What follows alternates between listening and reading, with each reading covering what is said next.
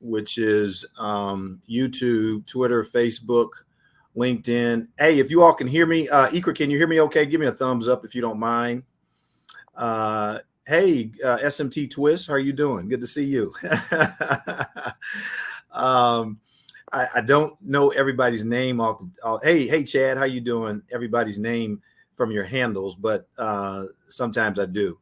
I can remember him. I think that's Coach. If I'm not mistaken. But anyway, I am here. You're hanging with Dr. Cooper. Glad you all decided to join us today. I am here with a very, very special guest on this beautiful Saturday morning with Rajitha Bomakanti, RN. And we're going to be talking about healthy or a holistic approach to a healthy lifestyle. And so this is going to be very, very interesting. Many of you know that, yours truly, Dr. Cooper, has been on this spiritual journey for quite some time. And wow, I don't know what that was, but anyway, we're going to be talking about some things here that may blow your mind a little bit. We got a few more checking in. There's Dr. Angela Barrett Brown, DNP, checking in over on LinkedIn. Thank you so much for coming. Let's get it started. So I am here this morning. Our topic today is a holistic approach to a healthy lifestyle. And my guest is Rajitha Bomakanti. And as you all know, on Hanging with Dr. Cooper, we let everybody, I can do a bio and all of that other stuff, and that's a great advertisement, but we all have a story.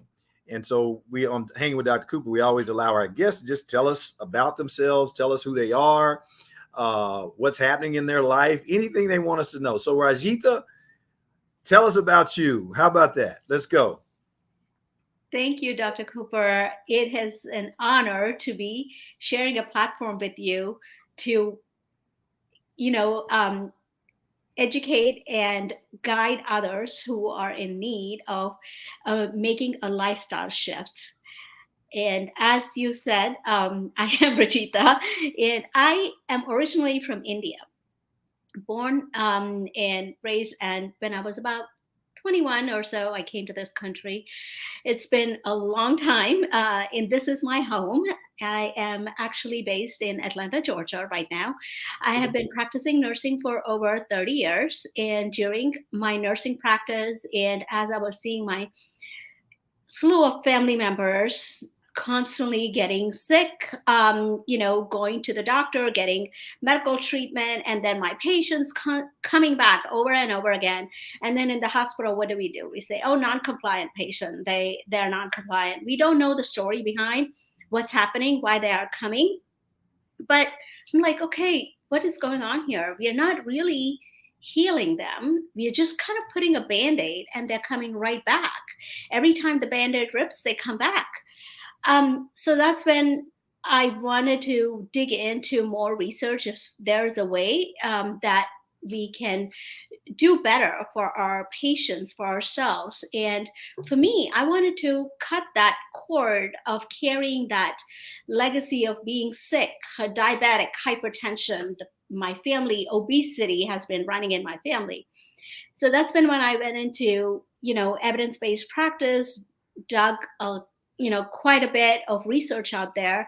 Then first was like the food and all, okay, that's great, but it was really the holistic approach is what I was drawn towards. It's not just about food and exercise, it's how we think, how we interpret things, meditation. And it has just been a journey for me through the years, last few years. I am, constantly trying to learn and improve myself. And the same thing, I spread that word to others and coach others. That's how I am in this, coaching field. Mm-hmm. And I'm national board certified health and wellness coach too. But I have been doing this for some time, and I really enjoy when I see the changes that people have made. That's what excites me. Yeah. One of the things that we talked about, Rajitha, and I think this is inspiring to some people. I think it actually is inspiring to the vast majority of people. the last thing I typically leave my patients with when I walk out of the room is God bless you. And I can just see the entire, I can just feel the entire energy that it just changes them, because you walk in and you're talking about all of this stuff that I can explain in scientific terms, in layman's terms, and all these other things. And then you leave them with a phrase that cannot be explained through science and layman's terms. It can only be, quite frankly, experienced. And it's hard to put the experience of God blessing you, that one little phrase, into a scientific or principle. And so I think it's very important, certainly the people that I know who follow me, for them to see two scientifically, pedagogically trained professionals talking about something that, quite frankly, transcends scientific thought. And so we're going to dive deep into that. So I want to ask you this question about your journey. One of the things that you and I discussed a few weeks ago was that along this journey took you home. It took you back to India. So tell me a little bit about that experience, what led you there, and what it was like, and how that has been now ingrained in what you teach. So last year, each year we try to go on family vacations. So we decided, okay, last couple of years we did not go out of country, so we wanted to go to India, and I said, okay. This would be, I don't know what dawned into me. I was like, okay, this would be my opportunity. I want to go to this beautiful meditation place that's the organization I've been meditating with. And I don't stick to one. It's like, you know, for me, what makes me feel good, that's the bottom line. So, but I wanted to go and see this place.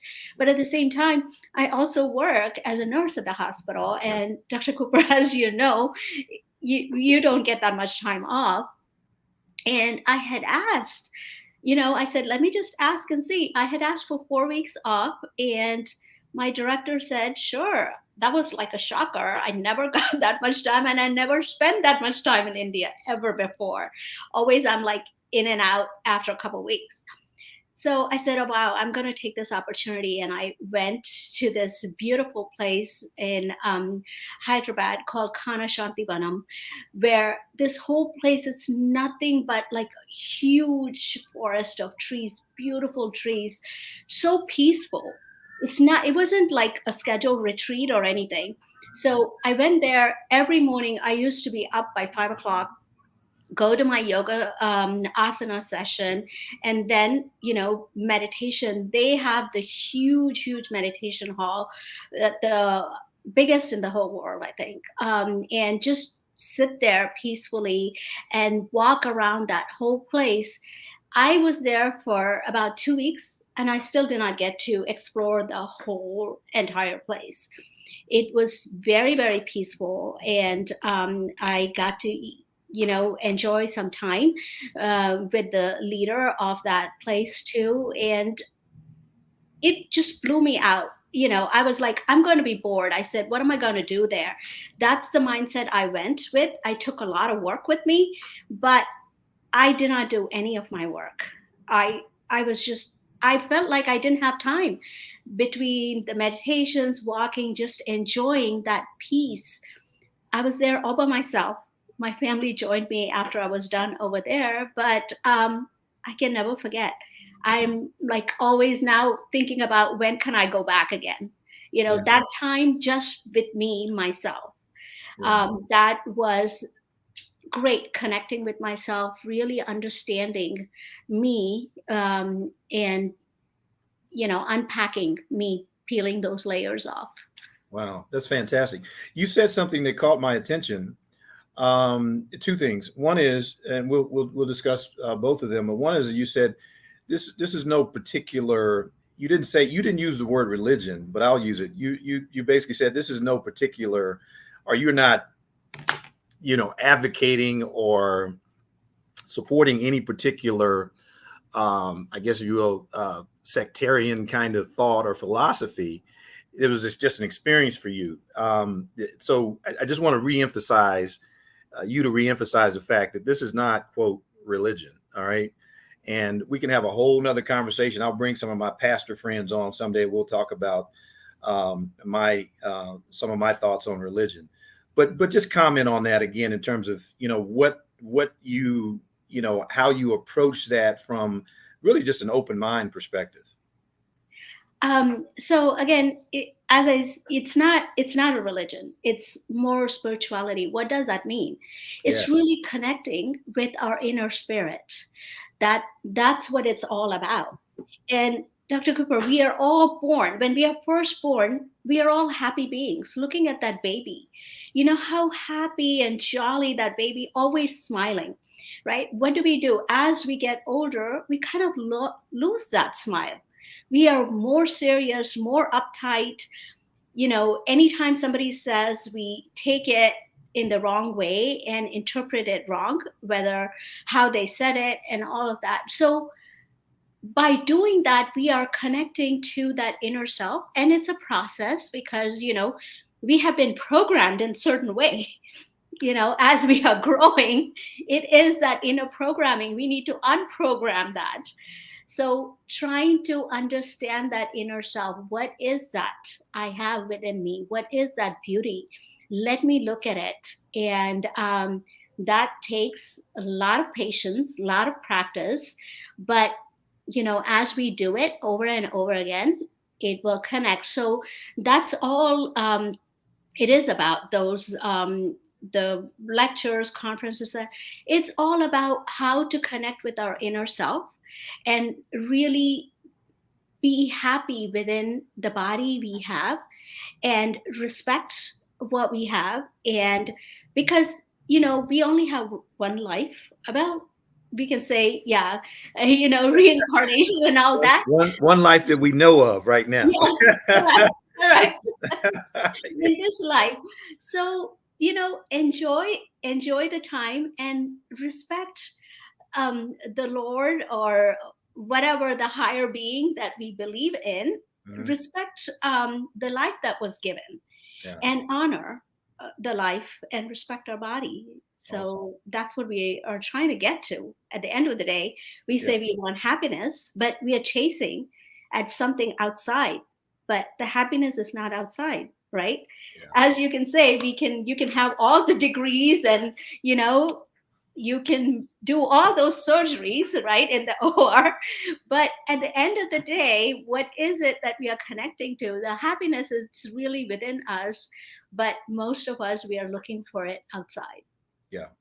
The second thing you said was that I mean, it may have just been rhetoric, but you said you don't know what led you there. What is your thought about what led you there now having experienced that?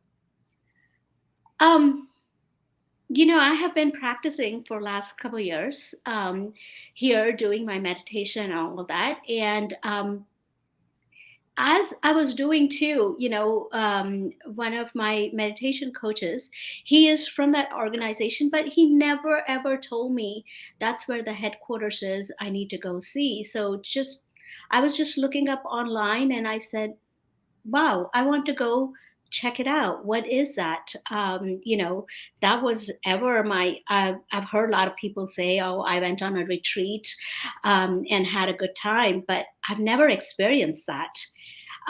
So I think it's just that universe saying, okay, you Yeah. need to, to go. And I was very grateful for my director to be giving that time off. That's not really possible. So Mm. everything had to be lined up for me to go there.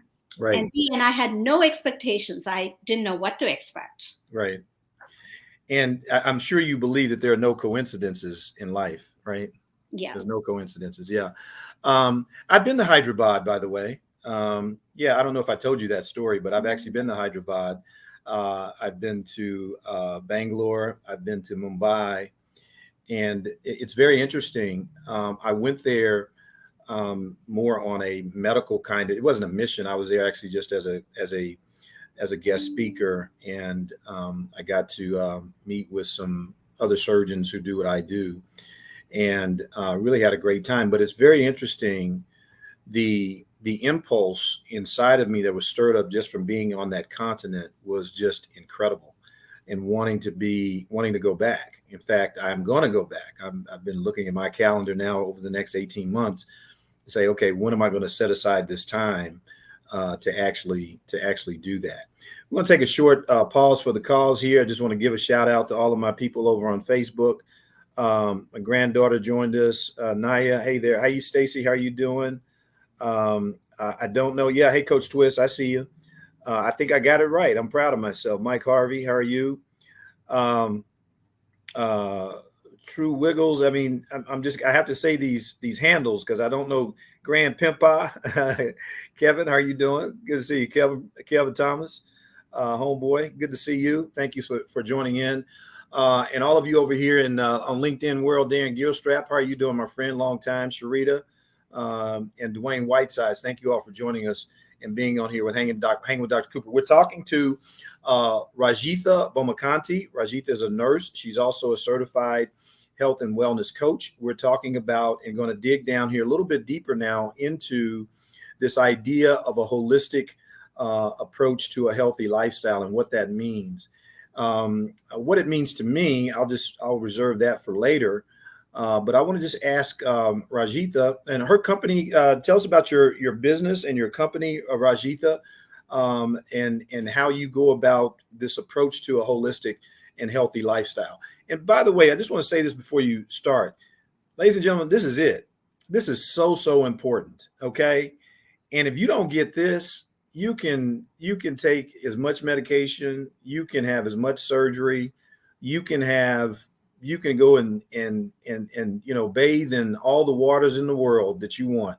But if you don't get this idea that your well-being comes from in here and how you can tap into that, you're wasting your time.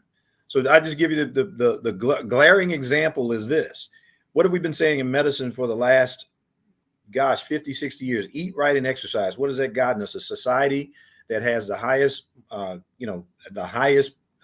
prevalence of comorbid, very, very destructive conditions than we've ever seen in the history of man. Now, that's because we measure it to some extent. Yeah, we're living longer. Yeah, but we're doing that because we're doing it artificially with man-made products, i.e. medication, surgery, et cetera, et cetera, et cetera. So we're going to dive into this idea that you can actually do all of this for yourself. Believe it or not. Yes, you can. So Rajitha, take it away. Tell us a little bit about this holistic approach to a healthy lifestyle and what you coach. So my company I started is called Healthy You Lifestyle Center. So in that we talk about all the different components. It's about nutrition, what we feed our body, right, and what we feed our mind. That's a big piece too. What type of content are we feeding our mind, not just the body? And meditation, breath work, movement, sleep. It's a whole thing. How do we make more of plant-based meals, low fat plant-based meals that have shown um, the evidence is there, the scientific evidence, and also in my clients where they were able to dial down their diabetic medications, their high blood pressure, their triglycerides. So those, obesity also, and mental health too. I had one of my clients who was very, very depressed, and now she was able to conceive and really happy. So these are all the different approaches, but it only works if you are committed and you believe in it. And it's a process. It will take time. It's not going to happen overnight, but one step at a time, putting those things in. So they get modules every week, a module, they review that module and then have a coaching call with me. So we progress towards that. After that, I kind of follow them throughout. Challenges happen. How can we overcome that? And Dr. Cooper, about what you have just said, I just wanted to share a little story about that. about diet and being fit, right? One of my client who was very fit, muscular guy, um, had, according to him, he had like really good nutrition and all of that. And then once it just so happened, an accident happened, and his teenage daughter um, passed away, and that is the most devastating thing that has happened. And from that, their family, a lot of emotional disturbance in their family, and husband and wife got split up. And he was a big time jogger, hiker. And once when he was going on a hike, he had chest pain and he had an MI. And look at this gentleman. He's totally fit, right? Had eating right, exercising right, and all of that. But how come he had an MI? He every time he went to the doctor, he had perfect bill of health. It's his emotions. He just tried to block them off. He didn't want to deal with that pain. It is painful, right? But once we try to dive deep into that pain and release that pain, that's when we can move forward. That pain inside, we would think, okay, my vessels are clean and all of that, but he did not clear his emotions. Hmm. um, so Hmm.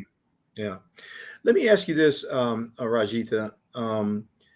The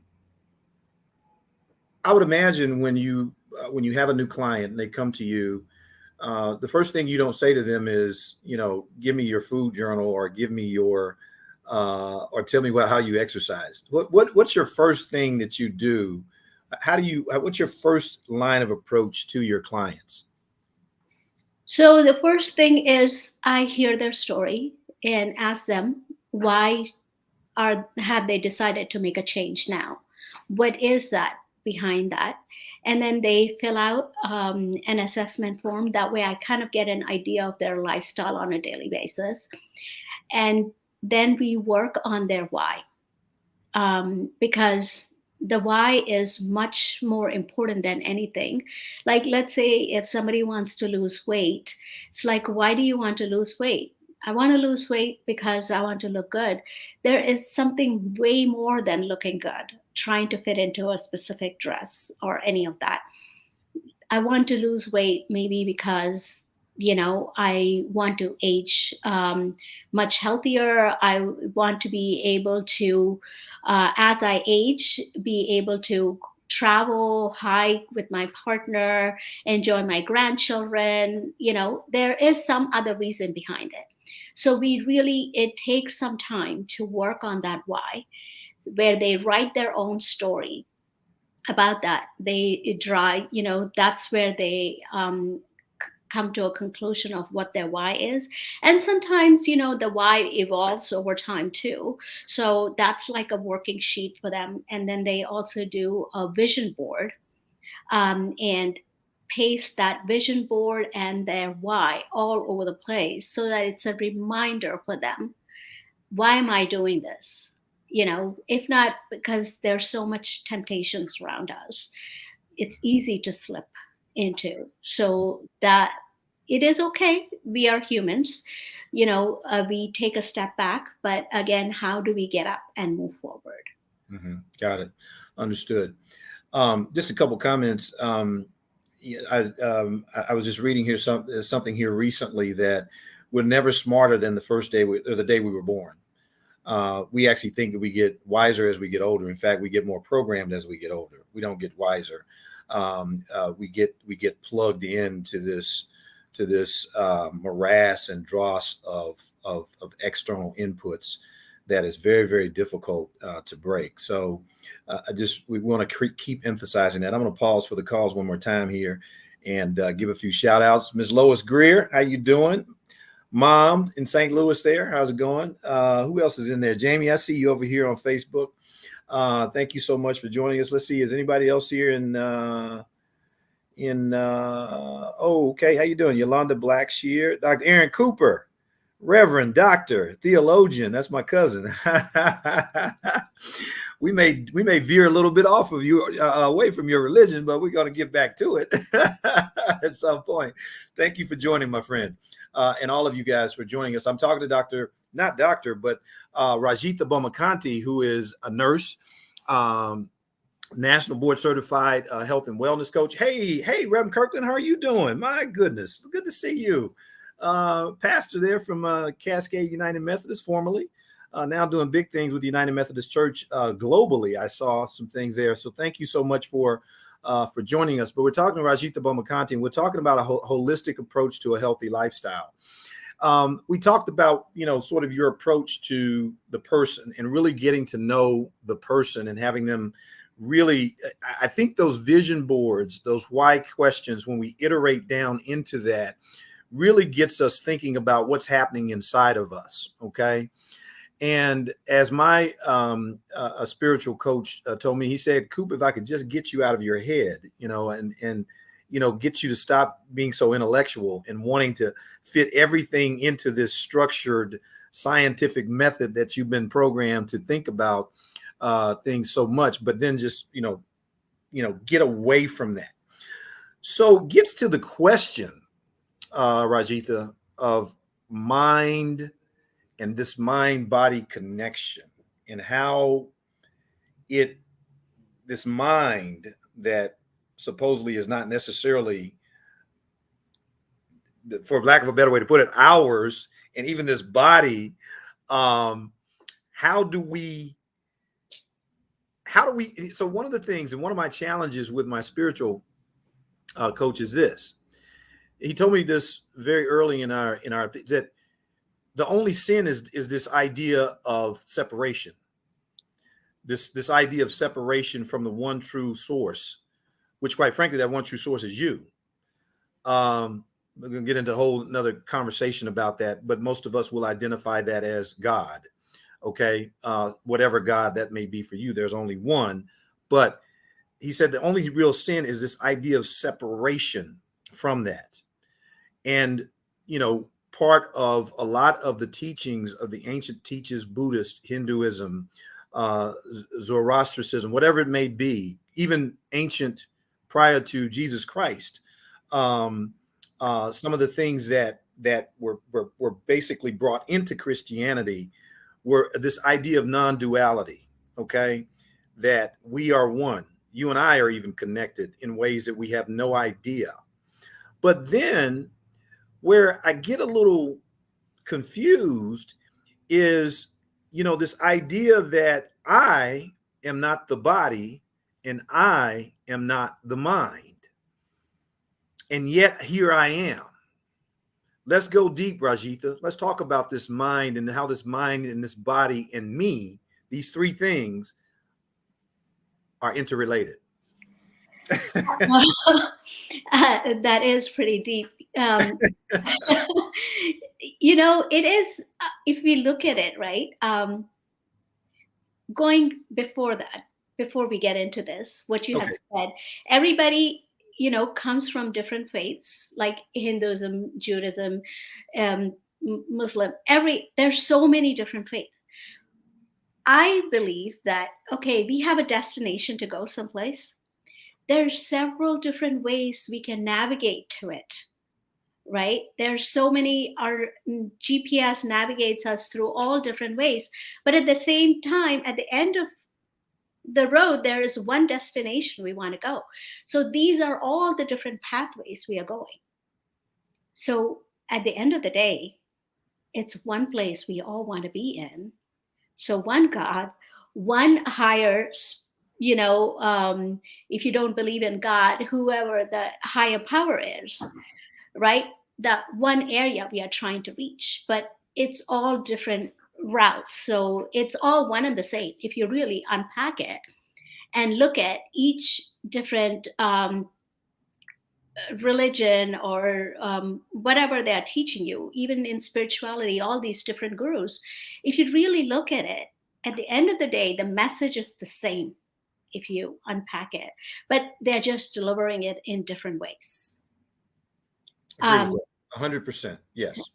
So it's all the same. It's we all look differently. We might have different colors, but inside it's all the same. A soul we have. That's the soul we are taking, right? From when we die, the body stays on this earth. It's the soul that's moving from life to life to life, whatever life you believe in. Next, Mhm. um, time you are born. So, I believe, we are reborn depending on whatever our karma, our actions. There, for every action has a reaction. And so that's why whatever we did before, we can't help it. If it was right or wrong, we don't know. At that time, we acted that way. What is in our control is at this moment. So now that we know, let's act in the right way, think in the right way, so that we can make a difference in our destiny. We have that control. Whatever happened before, we don't have that. But from this point on, we have control of our destiny. So, with that being said, the soul is what we take. So, it is how are we nurturing that soul? So, if somebody, said something, I hold on to it, um, and I say, okay, I will never ever forgive you, right? We never know when we are going to die. Nobody knows that, right? We could be perfectly healthy and something could have happened. So let's say you hold on to that grudge to a certain person and then you die, you are taking that along with you. That soul is going with that. And when you're reborn, you are born again with that inside of you. And again, at some point, you're going to meet that soul. It is a soul to soul connection between you and me. It's not Ku and it's not Rajitha. It's our soul to soul connection.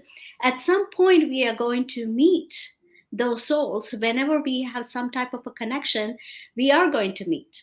But we will not recognize them because the outfit is different, like our clothing. You remove the clothing. So when you come back, you're coming back in a different body. So we can recognize. That's when we wonder, okay, I do feel uneasy in front of this person. So in order for us to cut out all of that, it's a better practice to let go of whatever we are feeling against, because what happens, what others say is not in our control. Mhm. We have control about how we are thinking. That's where our mind comes, right? How we are thinking, what are we feeding this mind every day? The remote control is in our hand. How do we want to make this mind feel? Mm. That is what affecting our hearts and also our gut. So here you go, that circle Got of it. mind body, I love it. because whatever we are feeling, it affects, because the Mm. gut is our other brain, right? Our second Right. brain. So it's all interrelated, and we are one unit. There's no separation. Right. Like we want to make it think it's separate, but it's not. So let me ask you this, which is what I ask all my spiritual leaders. We're going to go a little bit deeper. Okay. I love it. All right. This is not a religious conversation, by the way, for all my religious folks out there. This is spiritual here. This is because what we're talking about is a holistic approach to a healthy lifestyle. I was once asked by a good friend of mine over lunch, "Are you happy?" And I had to categorize my happiness. See, got a good job, family's good, I'm healthy, got good relationships, good entertainment, all this, good social life and all this, but I had to categorize it. And her question was, if you have to categorize it, is it really happiness?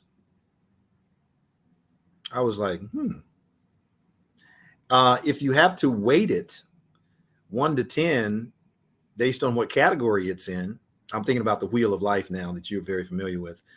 Um, Is it really happiness? That got me thinking. That's been 15 years ago. And actually that question came, here's a very interesting story behind that. It came a couple of weeks before I was actually going to go to India. This is in 2015. And when I got to the airport to catch my connecting flight to Mumbai, I think I flew out of it may have been Kennedy or one of the New York airports. Um, and I was in the little bookstore looking for something. I said, "It's a long flight. I'm going to need something to read." So actually, the book that I was drawn to is a book by ABC correspondent Dan Harris. It's called 10% Happier. And Dan is on the Good Morning American morning show. I was like, I really even like that guy. I shouldn't even say that now. It's totally irrelevant. It's just something about him. But this book was fantastic. But I say that just in the context. And here's the question that I ask my coaches and spiritual leaders and people is the how question. Because we know the what. As we started this conversation, we know the outcome of not having that connection is the things that we talked about: the general unhappiness, the stress, the obesity, the heart disease, the heart attack you described earlier, cancer even. So the question becomes, before how we can heal ourselves, which you're going to get into that, how do we begin to, and I'll just deviate a little bit. I don't think it's so much about controlling our thinking as much as it is about understanding that our thought processes are not necessarily us, and that it's and how we can just be observers of it, not necessarily resist it, but come to understand that we are soul. We are, quite frankly, if you believe most religions, immortal. Death is only a transition to something else. Okay. So the question I have for you right now, Rajitha, is how do you begin to develop that connection? What is the how? And again, I'm deviating from the spiritual piece now to more of a structure kind of logical piece, that when you're dealing with your clients and they say, well, how do I not crave ice cream? Or how do I get motivated to go to the gym? And most of us are just resisting the opposite, which quite frankly, we should be accepting it, moving through it. I would let you tell us how to do that. I'm not the coach here. I'm the interviewer. Go ahead. Um, so again, with that, right? For every situation, every encounter, we already kind of program the outcome. We say, okay, I want to do this. I'm expecting this outcome. So whenever the outcome is not the way we expect, we are unhappy. So if you can drop that outcome and do it with full reverence, with your intention in it, then the outcome is automatically, it comes. But if you focus on that outcome, it won't happen. So again, how do I motivate myself to go to the gym, to eat the right way when I have so many temptations out here, all around me? So that's about, okay, first, why are you doing this? For what reason? What, understanding your why are you doing this? And then don't do too many things at one time. It's each week have one set of goal, what you want to do. Let's say exercise, but I don't like going to the gym. I don't like seeing all these people, they are all, doing these weights and all of that. I am embarrassed when I go in. I feel like I don't fit in that place. So, but what is that you enjoy with movement? Do you like going out in nature? Do you like taking walks? Do you like hikes? Or just play some music and move? So it's what you like doing. If you like doing that, you are going to continue doing it. Or if you force yourself because somebody told you, how long are you going to continue doing that? That's only a short period of time. That's the reason all these diets don't work. Because somebody tells us, eat this, don't eat that, don't eat that. But the information is given. I give vast information and I show the evidence. Why am I saying this? Why am I saying, eat more plants? The reason the information is there, so what's the why behind, not just somebody telling you and you're following, which is going to happen just for a short period of time and you're going to drop it. Mhm. So, okay, this is the reason, you're suggesting I eat more plants. Okay. But what is my reason to be in the space of making a healthy shift? That is there. And this is the reason I know. So then let me make a shift. I don't like vegetables. Okay. How about I add one or two vegetables into my plate this week and take that vegetable and dip in, just use your meat as a dipping sauce. So I still have that flavor and also eating my vegetables. As I get used to that this week, the following week, I'm going to introduce something else, another vegetable to it, and slowly increasing my vegetable consumption and slowly reducing my meat consumption, which is inflammatory. Right. So that's how I would slowly do that. But at the same time, I need to have every day, we need to have a cue, right? That what is that? How are you going to remind yourself to do that? You have a cue and set up your routine, and that's how you're going to make that change. Mhm. Mhm. Very, very small steps. For some, it's easier to do, but for some, everybody is different. It takes longer. And one person in the family makes a change, it's really the entire family it affects. Everybody will make that shift if that would be the best scenario because you clean up the environment around you so that your temptations are not there. And everybody is doing as a family, going out on walks, enjoying that way of eating. And you would say, okay, how about the parties? We have socialization, right? We need to go meet people. We are social beings. Sure, you can go have fun at the parties, but before you go, you eat what you need to eat, all your vegetables and all of that. So that way, when you go to the gathering, you look at what's over there, what are the healthier options you can choose. At the same time, you already ate, so you didn't go in there hungry. You're not grabbing everything because you already ate. So then here you're just nibbling a little bit at a time, but at the same time enjoying. Yeah. So just pause for the calls real quick. We got about 15 minutes. We're going to have to do this again. We're going to have to extend this conversation, Rajitha, because I've got to go to your podcast after this. And we've got about 15 more minutes left. And we haven't barely even scratched the surface yet. So once again, thank you all. You're hanging with Dr. Cooper. Jamie, I love your comments. You got to call me. We could talk about this stuff for hours. Thank you so much. And thank all my friends over here on Instagram. Ernest Greer joined, my brother from another mother. And thank you so much. And Rajitha, we're going to have to really dig deeper into this. This is fascinating. But one thing I've learned in my career as a physician is that evidence is not enough.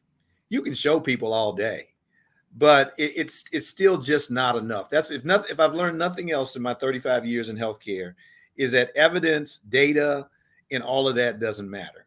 So it gets me to the question I have for you now, which is this perception of stress and this perception that so much, and you mentioned this earlier in our opening, so much of uh, what happens to us on the inside is a reaction, a stress reaction, if you want to call it that, to something that's happening outside. So, bottom line, how does stress and can stress cause disease? Well, Dr. Cooper, I don't have to tell you, right? Stress is inflammatory, right? When the inflammatory markers go up, so that's what boils down. It's that chronic stress. It's not like, one time stress, we go through it and, that's it. That's what animals do, right? They see something threatening and they are stressed at that time, and then they go back to their normal state. But we humans, we bubble over it. Whatever happens, we keep thinking over and over and over. It is that chronic stress over time. So when I come to you, if I have a medical condition, you diagnose it, you think that came up now? No, it has been brewing inside of me for last 10 to 15 years. Finally, now when you did the medical test, you had to say, oh, okay, this is what you have. I diagnosed you with this. You gave me a label at this time, but I've had it. So it is how we interpret things. Whatever is happening, is that really true that's happening? Or is it your interpretation of what's happening? Hmm. It's, I have the control of how I want to, my Mm-hmm. mind to think and all of that. Certain things are not in my control. Triggers do happen. When that trigger happens, it's all about how resilient are we to getting back to that normal self. That is a practice. It will take time how we are thinking, right? Because we have been programmed in a certain way to think and interpret others. So, what are we feeding this mind every day? That's why in the morning, every day, I either listen or read to a spiritual scripture. That way, that's my morning vitamin getting into me. Yes, I will be triggered when things happen, but again, how do I slowly, sometimes it might take me a day or two, but coming back to myself. So that is a practice I do every day by, doing my meditation, doing my breath work, toning my vagus nerve to calm myself down. Mm-hmm. So that's how I can relieve my stress. And it all depends on how long it will take for me to come back to that original self. Mm-hmm. Um, Sometimes it might take longer, but Yeah. stress is a root cause, right, for all of the different conditions. Say that again. I think stress is a root cause of all the different conditions that we have. So It's it's an internalization of external events. yeah, yeah. And so It's that's very interesting because I mean, but you get to something that I think is really, really extremely relevant. And although my Buddhist teachers say that, you should not handcuff yourself to quote habits. But I think that when you are in a healing mode and in a discovery mode, and you are in a mode of seeking, then it's important to establish those habits until they become spontaneously conscious. And so what I mean by that, and I love the fact that, so my morning practice, and this is why I say I know we're connected, because my morning practice, 5 a.m. Weekends, weekdays, it doesn't matter. Up, start with a scripture. I was a Christian, so I generally start with Christian. I sort of veered off, and now sometimes I'll read excerpts from the Quran. I'll read from the Gita. I'll read basically. I'll read. In fact, I just found a nice Sanskrit translator. And so I'll read from that, but it's all positive stuff. Sometimes I'll just read some inspirational books and things that I have. And then I do my 30 to 40 to 5 minutes, sometimes even up to an hour of meditation. Because what happens in the stress, just to explain that a little bit deeper, is your body kicks out stress hormones. There's immediate sort of substances called catecholamines. Your heart rate goes up, your breathing goes up, and then you kick out the cortisol and things like that. That basically puts your whole body in this, it's shaken up. I mean, it's just totally shooken up. And so part of the way that I see and thing that's really worked and helped me over time is just, is rather than carrying all of that past trauma and baggage and being mad at somebody or upset with this, or I don't like this, or I don't like that, let that go, because what that's actually doing, you're not hurting them, you're hurting yourself. If you want it really, and you're hurting this body that you are in, and you're only making this mind stronger in terms of bringing those negative thoughts, because it's all karmic return. And you and I, we can talk about that for days and days on. But the question becomes this, Rajitha, can we actually, knowing this, can we actually heal ourselves? Of course we can. It starts with the intention, how determined you are.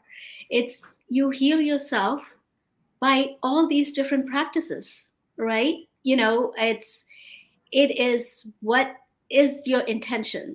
Do you believe in that? First thing, we have to believe in that. No matter what others are saying, if you have that belief that yes, you can heal yourself, you will be able to heal yourself. Mm-hmm. The It is like, spontaneous, I just want to say, it's one of my favorite authors, The Spontaneous Healing of Belief. Greg Braden says that, and he wrote a whole book on this idea of your beliefs and how powerful your thoughts are. I can just go on and on with the authors and the people, great sages who were saying this. Jesus was saying this. Krishna, you name them, Muhammad, they were all saying, as you said, the same thing in different ways. But this idea that you can heal yourself is something extremely, extremely powerful about being able to say that. David Hawkins says that in his book, Power versus Force, Truth versus Falsehood, in a couple of books that he's put out. It's you got to say that again, Rajitha, because people have to understand that we're sitting here as a doctor and a nurse, scientifically trained, but we believe in what we're saying is absolutely true because we've experienced it to some extent. Experience is a very powerful teacher. yeah, who has that control? It is we as individuals have that control. You know, after, let's say, after the surgery, the doctor can come and say, okay, we did all we can, but we don't know if you can really get up and walk. Mm-hmm. But if that person, he has two choices. He can say, okay, that's what the doctor said, I will never be able to walk. Mm-hmm. Mm-hmm. Or he can say, I'm ready to get up and walk. Yes, I can do it. I am going to work at it. Then that person will be able to walk. Does not matter what the doctor has said, what the evidence has shown with the past experiences, right? It all depends on you, what you believe. Do you believe that you have the power to make that shift, to heal yourself, to move forward? It's all in your hands, nobody else's. Yeah, that's very powerful. We got a question on LinkedIn. What's the best advice on how to handle stress and encounter throughout the day so you can maintain that high right balance between soul, body, and mind? And we'll have another conversation talking about the koshas, Rajitha. We'll do that again in another podcast at some point. But I'll just answer it my way. And one is, I think we've already discussed that, which is you've got to develop good habits. I'll tell you, one of the habits that I've gotten in addition to my spiritual practice every morning is stop listening to crazy music. I don't listen to head banging, and I don't want to jump on rap. Rap has a great place, but it just, being an African-American culture, that's a lot of what that I hear, and then I stopped listening to a lot of just pumping my head with all kinds of negative stuff. Stop scrolling on, I hate to tell y'all, but y'all think I'm out here on social media. I like your stuff, but that's only because I know you and I want to encourage you. I could care less what you think about me. I really could, honestly. So just I have to laugh when I say it. Like, oh, I call you whatever. You call it whatever you want to. That's on you. But so I got away from that. I now, when I ride in my car, if my kids or my wife are in there, they got to listen to spa music or something. Like, oh, can you turn that off? I mean, driving you crazy, but it's actually making me very much so sane and conscious. So you got to think about what you're pumping into your head. Stop listening to the news. I can't tell you what's going on politically in the United States now to save my life. I know Joe Biden is the president, but that's about it.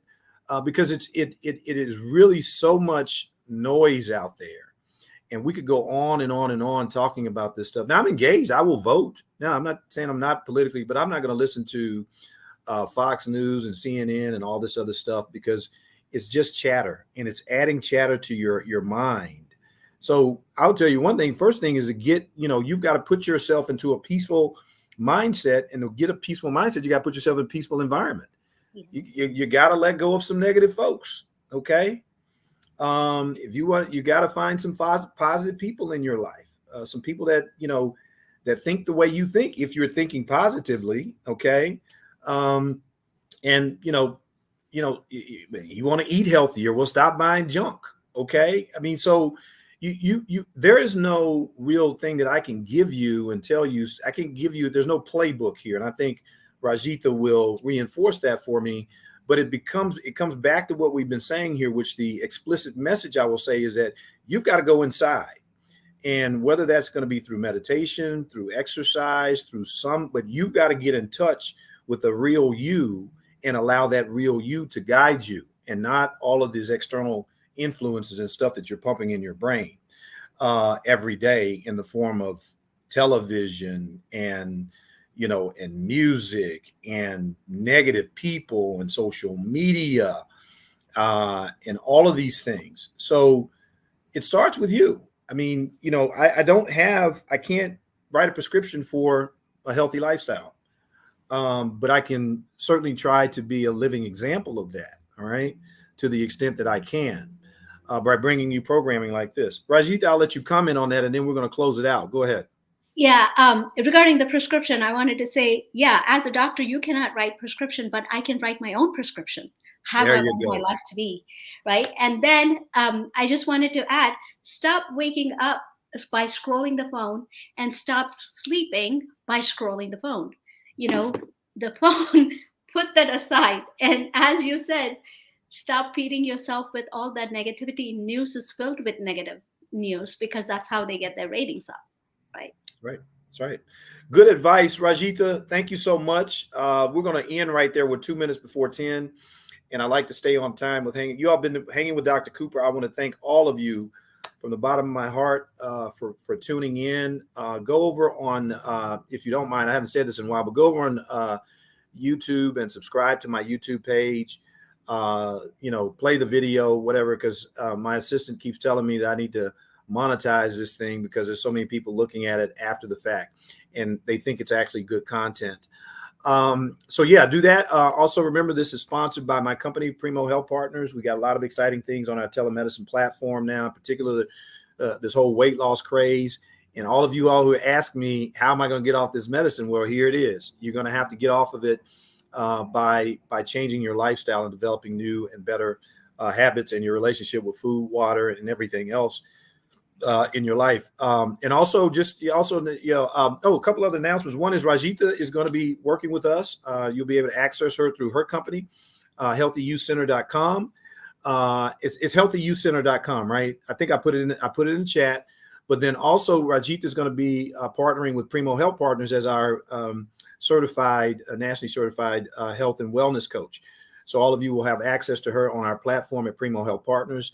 So look out for that.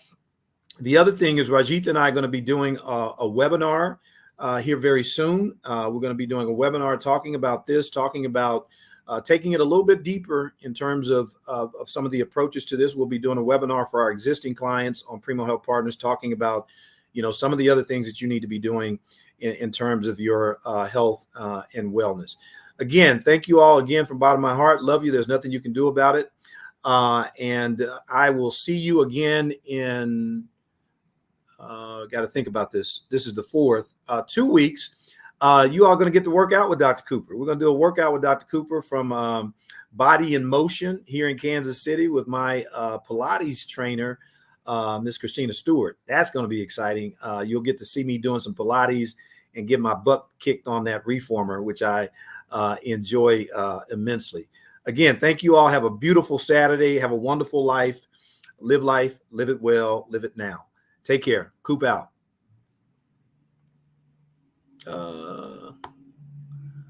And